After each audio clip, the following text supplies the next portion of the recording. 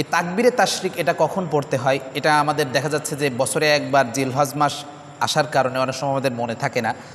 তো তাকবীরে তাশরিক পড়তে হয় মূলত আরাফার দিন, অর্থাৎ ৯ জিলহজ, কুরবানি ঈদের আগের দিন, ঈদুল আজহার আগের দিন ফজরের নামাজ থেকে শুরু হবে। ফজরের নামাজে সালাম ফিরাবে ইমাম সাহেব, আসসালামু আলাইকুম রহমতুল্লাহ, আসসালামু আলাইকুম রহমতুল্লাহ।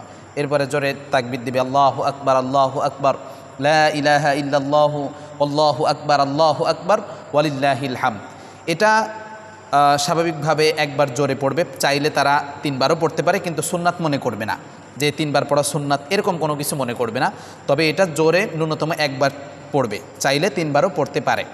তো এমন যদি হয় যে ইমাম সাহেব হঠাৎ করে ভুলে যেতেই পারে, ইমাম সাহেব হঠাৎ করে ভুলে গিয়েছে, তার মানে যে আমরা চুপ করে থাকবো সেটা এমন না। ইমাম সাহেব ভুলে গেলে তাহলে আমাদের কর্তব্য হলো মুসল্লিরা একটু জোরে পড়া শুরু করবে, তাহলে ইমাম সাহেবের মনে চলে আসবে, এটা পড়বে।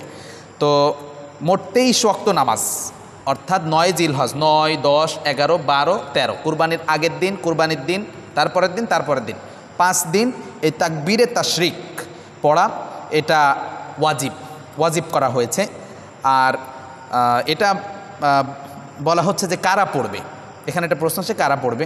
তো এটা ফরজ নামাজের পর প্রত্যেক বালেগ পুরুষ, নারী, মুকিম, মুসাফির, গ্রামবাসী, শহরবাসী জামাতে নামাজ পড়ুক বা একাকী নামাজ পড়ুক, সবাই এটা পড়বে। একা একা ঘরে নামাজ পড়লেও পড়বে, মহিলারাও পড়বে, পুরুষরা জামাতে নামাজ পড়লেও পড়বে, মুসাফির অবস্থায়ও পড়বে, স্থায়ী অবস্থায়ও পড়বে।